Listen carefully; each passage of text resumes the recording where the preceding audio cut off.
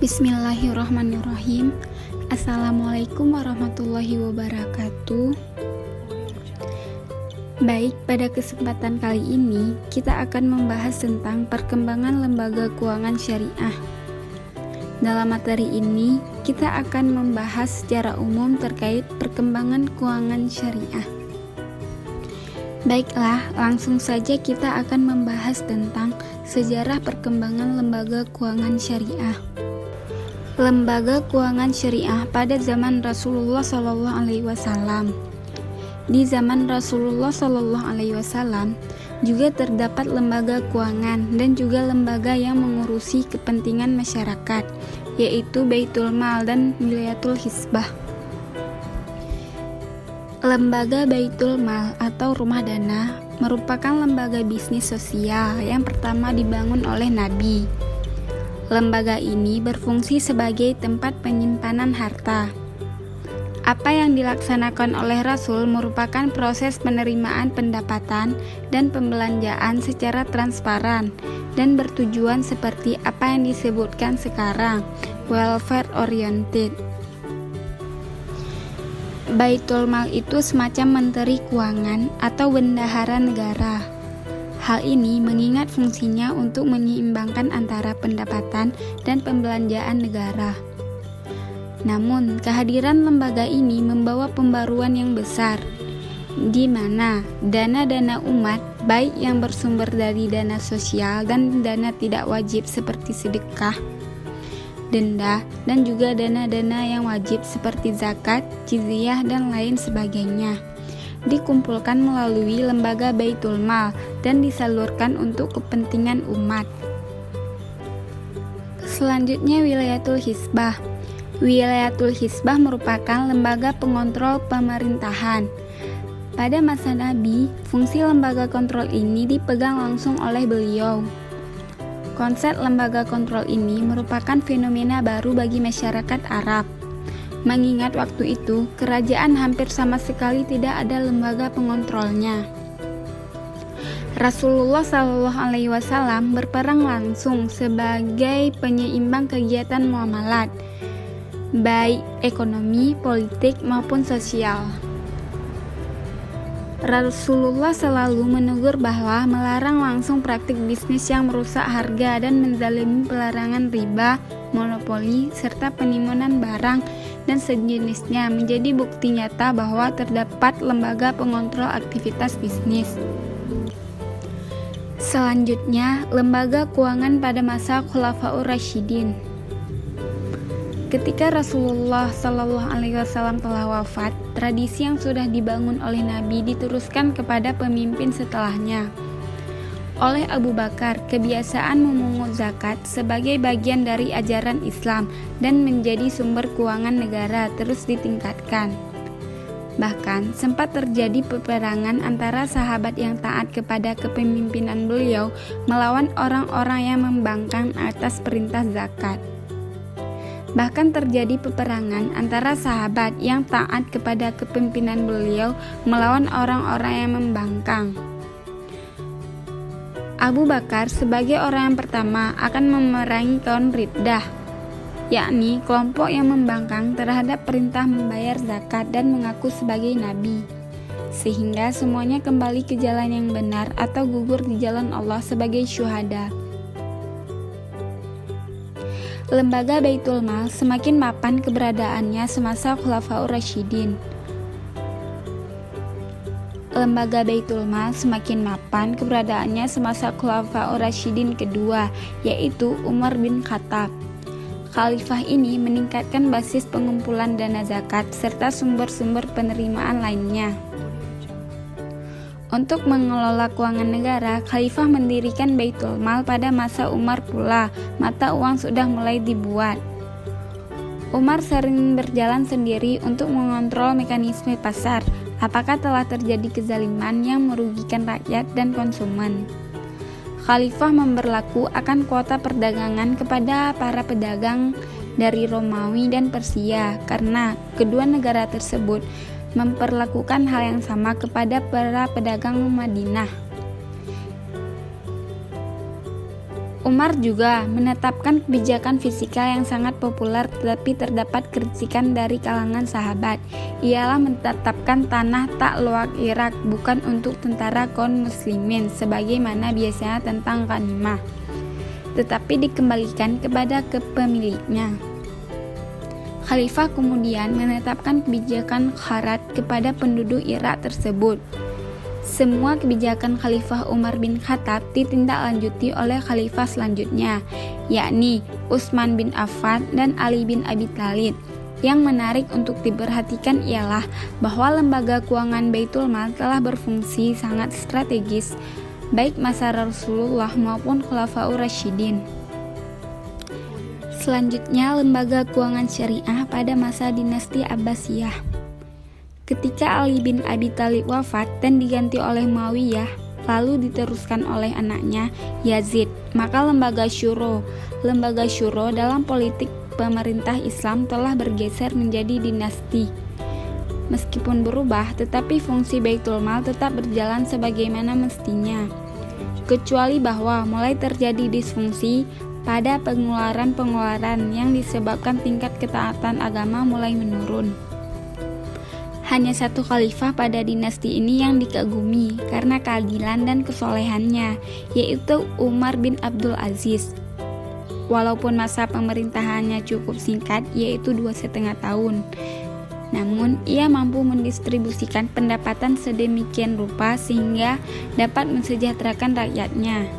Sehingga pada masa itu, usaha mencari orang yang menerima zakat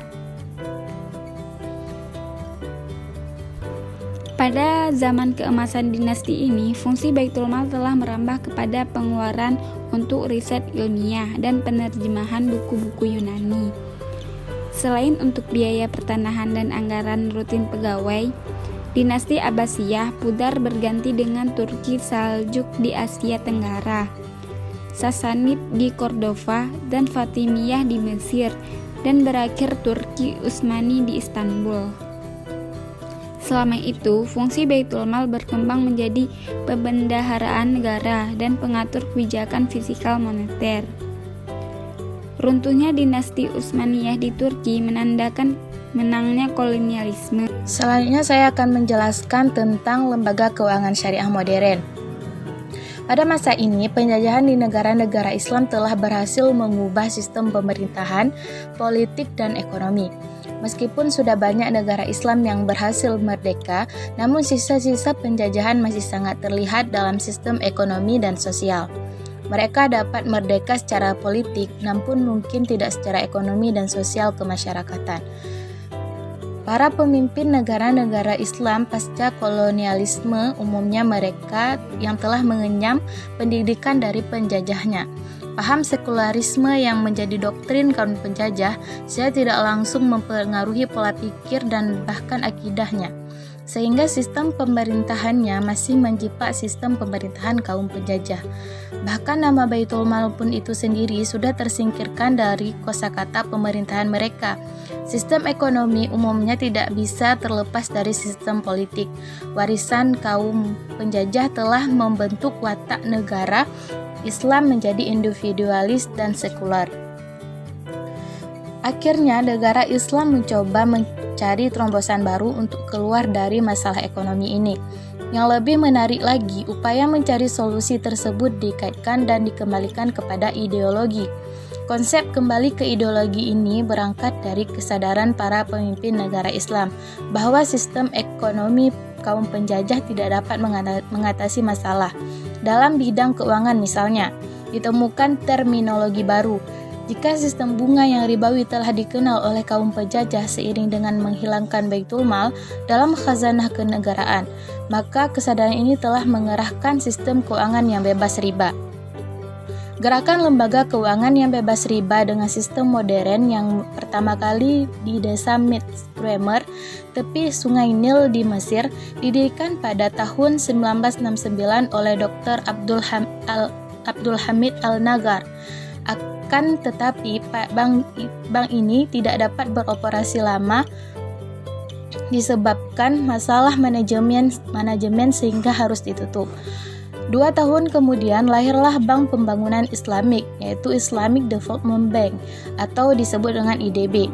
Kelahiran IDB ini merupakan hasil serangkaian kajian yang mendalam dari pakar ekonomi dan keuangan juga para ahli hukum Islam. Negara yang bergabung dalam Organisasi Komprehensif Islam atau OKI menjadi motor berdirinya IDB. Mesirlah yang pertama kali mengusulkan pendiriannya. Selanjutnya, lembaga-lembaga pendukung bank syariah di tingkat internasional ada 3. Yang pertama, Islamic Development Bank atau sering disebut dengan IDB, merupakan sebuah lembaga keuangan internasional yang didirikan berdasarkan deklarasi hasil konferensi Menteri-Menteri Muslim di Jeddah bulan Desember 1973. Yang kedua, ada Accounting and Auditing Organization for Islamic Financial Institution atau sering disebut dengan AAOIFI, merupakan lembaga internasional yang bersifat otonom dan non-profit yang menyiapkan berbagai akuntansi, audit, tata kelola, etika, dan syariah bagi lembaga-lembaga keuangan Islam. Yang ketiga ada International Islamic Financial Market atau disebut dengan IIFM, merupakan lembaga internasional yang didirikan untuk mengembangkan pasar modal dan pasar uang syariah secara global dan selanjutnya diharapkan dapat mengembangkan pasar sekunder untuk instrumen keuangan syariah global.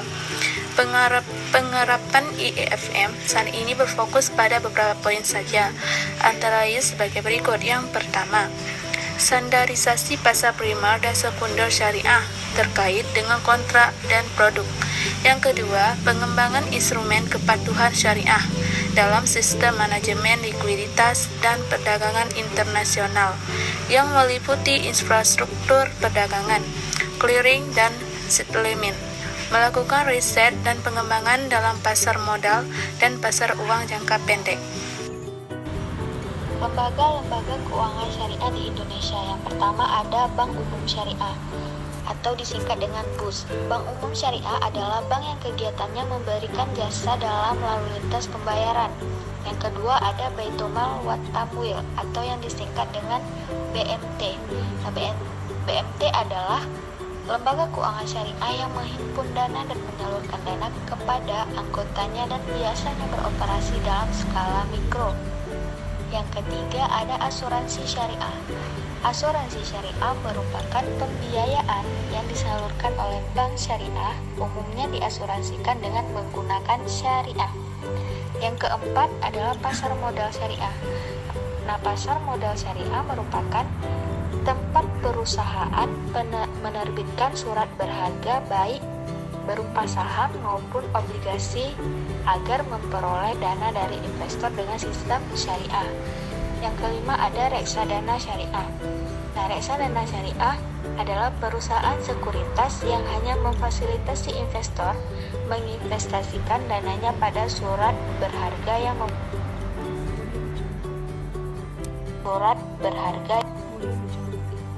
Yang keenam, Ar-Rahnu atau Pegadaian Syariah. Nah, Pegadaian Syariah adalah lembaga pegadaian yang beroperasi sesuai dengan prinsip syariah. Yang terakhir ada Lembaga Amil Zakat. Nah, lembaga ini merupakan lembaga yang menerima dana yang berasal dari zakat, infak, sedekah, hibah, ataupun dana sosial lainnya. Baiklah, selanjutnya saya akan menjelaskan tentang perkembangan bank syariah di Indonesia. Pelopor berdirinya perbankan syariah di Indonesia adalah Bank Muamalat pada tahun 1991. Bank ini dilahirkan oleh Majelis Ulama Indonesia atau MUI, Ikatan Cendekiawan Muslim Indonesia atau ICNI, pengusaha muslim dan juga pemerintah. Sayangnya bank tersebut kurang populer dan kinerja stagnan atau terhenti. Baru setelah krisis ekonomi dan reformasi, Bank Muamalat ini mulai dilirik nasabah. Perkembangan perbankan syariah di Indonesia telah menjadi tolak ukur keberhasilan eksistensi ekonomi syariah. Bank Muamalat juga sebagai bank syariah pertama dan menjadi pionir bagi bank syariah lainnya telah lebih dulu menerapkan sistem ini di tengah menjamurnya bank-bank konvensional. Krisis moneter yang terjadi pada tahun 1998 telah menenggelamkan bank-bank konvensional dan bank yang dilikuidasi karena kegagalan sistem bunganya. Sementara perbankan yang menerapkan sistem syariah dapat tetap eksis dan mampu bertahan. Tidak hanya itu, di tengah-tengah krisis keuangan global yang melanda dunia pada penghujung akhir tahun 2008, lembaga keuangan syariah kembali membuktikan daya tahannya dari terpaan krisis. Lembaga-lembaga keuangan syariah tetap stabil dan memberikan keuntungan, kenyamanan, serta keamanan bagi para pemegang sahamnya, pemegang surat berharga, peminjam, dan para penyimpan dana di bank-bank syariah.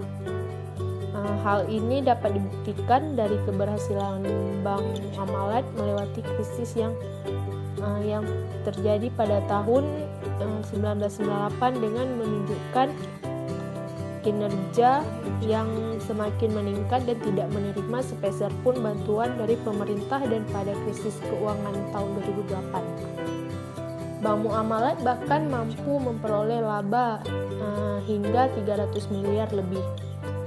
Perbankan syariah sebenarnya dapat menggunakan momentum ini untuk menunjukkan bahwa perbankan syariah benar-benar tahan dan kebal krisis dan mampu tumbuh dengan signifikan. Oleh karena itu, perlu langkah-langkah strategis untuk merealisasikannya. Langkah strategis pengembangan perbankan syariah yang telah upayakan adalah pemberian izin pada bank umum konvensional untuk membuka kantor cabang unit usaha syariah atau UUS atau konversi sebuah bank konvensional menjadi bank syariah.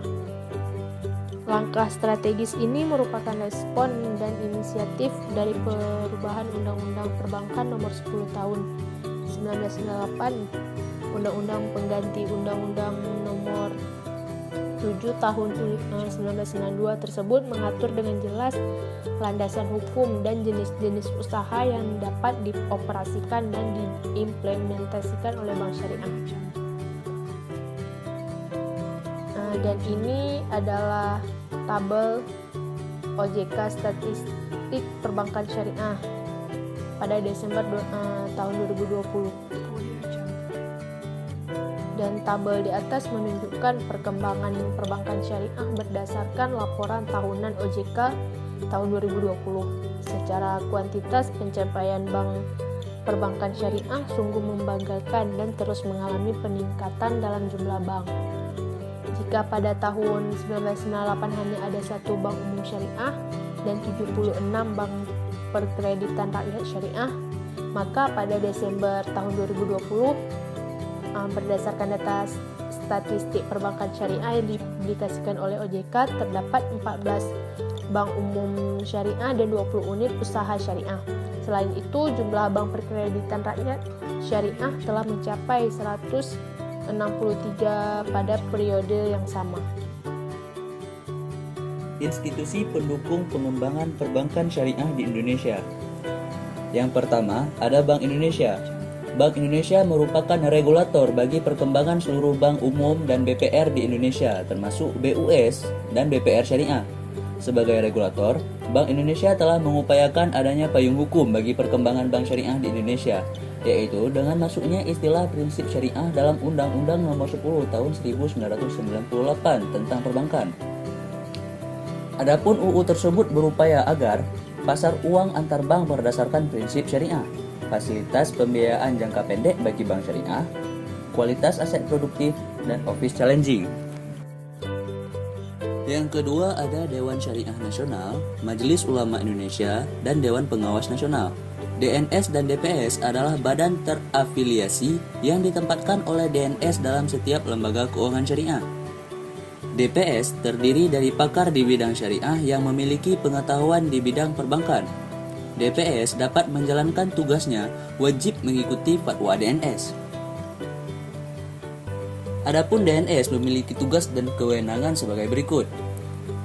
memberikan atau mencabut rekomendasi nama-nama sebagian anggota DPS pada suatu lembaga keuangan syariah, mengeluarkan fatwa atas jenis kegiatan keuangan, mengeluarkan fatwa atas produk dan jasa keuangan syariah, mengawasi penerapan fatwa yang telah ditetapkan. Tugas-tugas DPS yang lain antaranya melakukan pengawasan secara periodik pada lembaga keuangan syariah yang berada di pengawasannya, mengajukan usulan pengembangan lembaga keuangan syariah yang diawasi kepada Dewan Syariah Nasional, dan merumuskan permasalahan yang memerlukan pembahasan Dewan Syariah Nasional. Cetak biru pengembangan perbankan syariah di Indonesia. Jadi, cetak biru pengembangan perbankan syariah di Indonesia ini ada 4 guys. Yang pertama ada terpenuhnya prinsip syariah dalam operasional perbankan. Terus yang kedua ada diterapkan prinsip kehati-hatian dalam operasional perbankan syariah. Kemudian yang ketiga terciptanya sistem perbankan syariah yang kompetitif dan efisien. Kemudian yang terakhir nih ada terciptanya stabilitas sistematik serta terrealisasi kemanfaatan bagi masyarakat luas. Kemudian Undang-Undang Nomor 21 Tahun 2008 ini menjelaskan tentang perbankan syariah, disahkan di Jakarta pada tanggal 16 Juli 2008 oleh Presiden Dr. Haji Susilo Bambang Yudhoyono atau yang biasa disingkat SBY. Undang-Undang Nomor 21 Tahun 2008 tentang perbankan syariah diundangkan oleh Menkumham Andi Matalata pada tanggal 16 Juli 2008 di Jakarta. Kemudian Undang-Undang Nomor 21 Tahun 2008 tentang perbankan syariah mengatur tentang jenis usaha, ketentuan pelaksanaan syariah, kelayakan usaha, penyaluran dana dan larangan bagi bank syariah maupun UUS yang merupakan bagian dari bank umum konvensional. Undang-Undang 21 Tahun 2008 tentang perbankan syariah di dalamnya mengatur pula kegiatan usaha yang tidak bertentangan dengan prinsip syariah, meliputi kegiatan usaha yang tidak mengandung unsur-unsur riba, maisir, gharar, haram, dan zalim.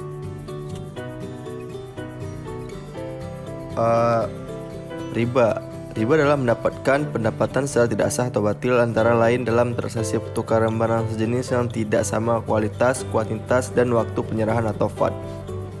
Kemudian ada maisir. Maisir adalah transaksi yang digantungkan kepada suatu keadaan yang tidak pasti, bersifat untung-untungan. Kemudian ada gharar. Gharar adalah transaksi objek yang tidak jelas, yang tidak diketahui keberadaannya atau tidak dapat diserahkan pada transaksi. Kemudian ada haram, transaksi yang objeknya dilarang dalam syariah. Terus ada zalim. Zalim adalah transaksi yang menimbulkan ketidakadilan bagi pihak lainnya.